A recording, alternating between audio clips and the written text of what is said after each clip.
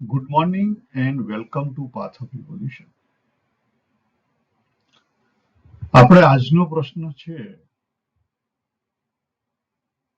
કે આપણે ખરેખર આપણી જાતને જીવ માનવું જોઈએ કે આપણે જીવન જીવી રહ્યા છીએ. એટલે મીન્સ કે જીવન છે.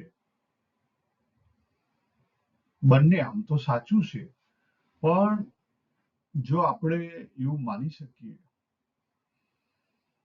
કે જીવન છે અને હું આ જન્મે આ જીવન જીવી રહ્યો છું,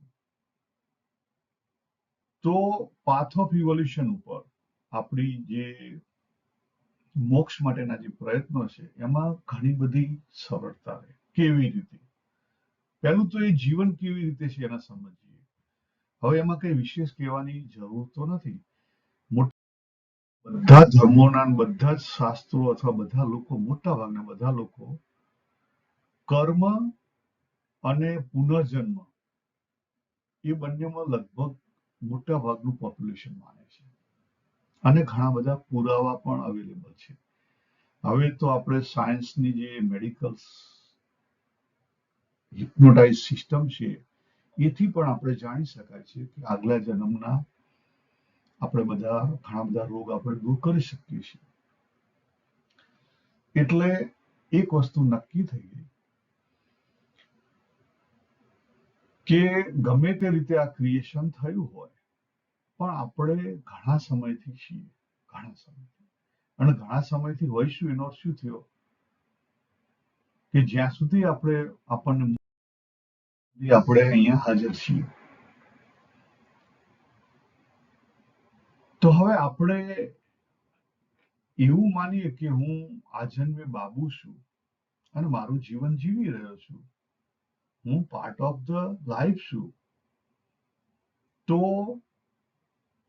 આપણી જે સાધના છે એમાં આપણને ઘણી મદદરૂપ થઈ શકે. પહેલી વસ્તુ તો શા માટે એવું માનવું જોઈએ? શા માટે આપણે આપણા જીવ તરીકે સ્ટીક ના રહેવું જોઈએ? એનું એક કારણ કહું.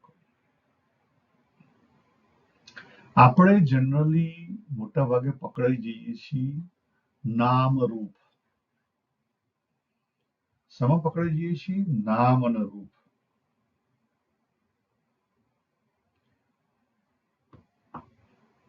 નામ છે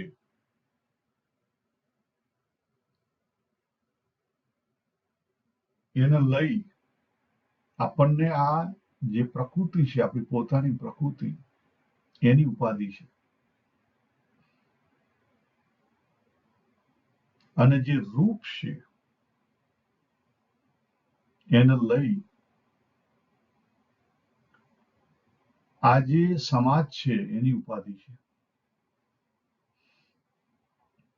સમાજે તમને ડિવાઈડ કરી દીધા.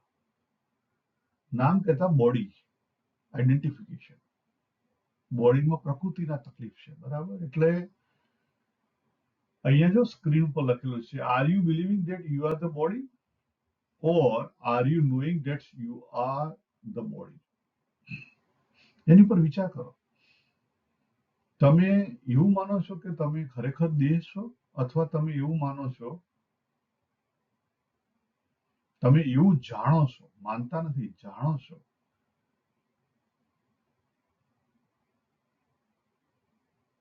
કે તમે આ જે દેહ છે એ તમે જાણો છો. તો એની ઉપર થોડુંક ડિટેલિંગ કરીએ તો ખબર પડે કે હવે તો સાયન્સ કે છે, જો અહીંયા લખેલું છે એમાં તો 90% વાત કરેલી છે, પણ સાયન્સ એથી આગળ વધીને કહે છે કે 7 to 10 yearsમાં આપણે બધું જ આપણું બોડીનો જે ભાગ છે, બધું આખું બોડી રિપ્લેસ થઈ જાય છે. આપણે એવરી ડે પ્રકૃતિનું આપણે જે બોડી છે, 3 દેહ આપણા બદલાઈ રહ્યા છે. આપણા 3 દેહ બદલાઈ રહ્યા છે. આપણો અનુભવ છે, બરાબર? We are knowing, not believing. આમાં બિલીવિંગ જેવું છે જ નહીં.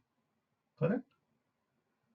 દાખલા તરીકે હું અત્યારે 60 વર્ષે પહોંચ્યો, તો મને ખબર છે કે મારી આ બોડી છે એને ચાઇલ્ડહુડ, નાનપણ ગુમાવ્યું, ટીનેજ ગુમાવ્યું, એડલ્ટહુડ ગુમાવ્યું, મિડલ એજ ગુમાવીને હવે હું અહીંયા પહોંચ્યો છું.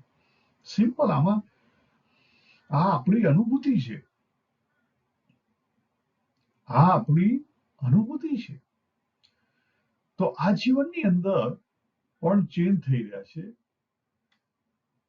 તો શા માટે તમે ખાલી સ્ટીક થઈ રહ્યો છો? આપણે ખબર છે બર્થડે ઉજવીએ છીએ. હું જરૂર હોય ત્યાં લોકોને હેપી બર્થડે કહું છું, નથી કહેતો નહીં, પણ હું પ્રિફર નથી કરતો. હું પ્રિફર નથી કરતો હેપી બર્થડે કહેવાનું, અને હું પ્રિફર નથી કરતો કોઈ મને હેપી બર્થડે કહે. અને હું બર્થડે ને બહુ મહત્વ પણ નથી આપતો. કેમ નથી આપતો એનું કારણ કહ્યું તમને. આપણને બધાને ખબર છે કે આવા આપણા અનેક જન્મ થયા. આવા આપણા અનેક જન્મ થયા. સપોઝ તમારા 1000 જન્મ થયા અને દરેક જન્મનું 100 વર્ષનું આયુષ્ય, તો કેટલા વર્ષો થયા વિચાર કરો. તો એની અગેન્સ્ટમાં આ જન્મની શું વેલ્યુ? અને જો આ જન્મ તમે પકડી જો, તો પછી સમ પકડી ગયા તમે નામ અને રૂપમાં પકડી જશો. સમ પકડી જશો, નામ અને રૂપ. અને જો તમે નામ અને રૂપમાંથી બહાર નહીં નીકળી શકો, જો તમે નામ અને રૂપમાંથી બહાર નહીં નીકળી શકો, તો પછી તમે સાધના અક્ષર કેવી રીતે કરી શકશો? સાધના કેવી રીતે આગળ વધારી શકશો? અક્ષર રૂપ કેવી રીતે થઈ શકશો? ભ્રમરૂપ કેવી રીતે થઈ શકશો? કારણ કે એમાં તો તમારે દેહની જે સ્ટ્રોંગ આઈડેન્ટિટી છે એ છોડવાની છે. કારણ કે દેહની આઈડેન્ટિટીના કારણે આપણને દેહાભિમાન ઊભું થાય છે.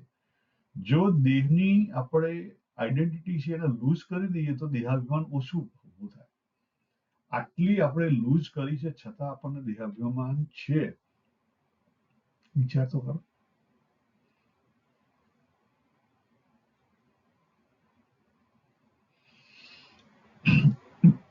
મારા ઘણા મિત્રો કહે છે કે તમે 5-6 વર્ષથી બહુ બહાર સત્સંગમાં નથી આવતા. બરાબર. પહેલા હું ઘણા બધા લગભગ 2002 થી 2015 સુધી BAPSમાં એક્ટિવ મેમ્બર તરીકે હતો. પછી ધીરે ધીરે ધીરે ધીરે બધું ઓછું કરી દીધું. એટલે કે હું ભગવાન નથી માનતો એવું નથી. અગત્યની એ છે કે તમારે સ્ટ્રોંગ આઈડેન્ટિટીની જરૂર નથી. તમે જેટલા સ્ટ્રોંગ આઈડેન્ટિટીમાં ફસાશો એટલી મુશ્કેલી ઊભી થશે. એવું મારો અભ્યાસ છે. જેટલી આ જન્મની તમારી આઈડેન્ટિટી છે, ઓળખાણ છે, એટલી તમે લૂઝ રાખો.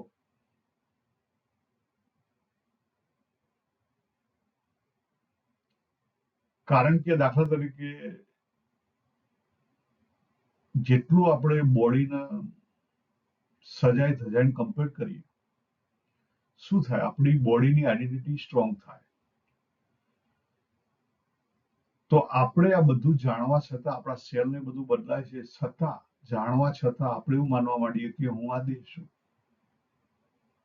અને દેહાભિમાન પછી આપણને ટળે નહીં. ભલે આપણે પગે લાગીને જય સ્વામિનારાયણ કહેતા હોય, પણ પછી દેહાભિમાન ટળે નહીં. It's very hard. બીજી વસ્તુ, જ્યાં જગતમાં બહુ જવાની જરૂર નથી ત્યાં હલવાશો તો પછી એ તમારે રીપે કરવું પડશે. જેટલું હલવાશો એટલું રીપે કરવું પડશે. જરૂર નથી, બહુ જવાની જરૂર નથી. મંદિર નહીં જતા, ના મંદિર જઈએ, પણ જ્યાં બહુ જરૂર નથી ત્યાં બહુ ઊંડા ઉતરવાની જરૂર નથી. અને કદાચ તમે, તમારી પાસે એવી તાકાત હોય કે તમે ડિટેચ રહી શકતા હોય તો તમે કરો. જો ભગવાને વાત કરી છે કે, અને સંત મહાત્માઓ એ પ્રમાણે વર્ત્યા છે કે આપણે વધારે તમો ગુણ હોય એમાંથી પ્રેક્ટિસ કરીને રજોગુણમાં આવીએ, રજોગુણમાંથી પછી પ્રેક્ટિસ કરીને સત્વગુણમાં જઈએ. ખ્યાલ? પછી આપણી કેટલીક સપોઝ કાયમી પૂજા પ્રાર્થના જે કંઈ હોય એ પણ તમે કરો. પણ જેમ જેમ તમારી આગળ વધો તેમ એનું જે એટેચમેન્ટ છે એ ઓછું રાખવાનું. હું તમને એ વસ્તુ, સાધના જે છે આપણી 3 સ્ટેપની સાધના, એની અંદર વાત કરીશ, પણ અત્યારે હું એક જ વાત કરી લઉં આટલી,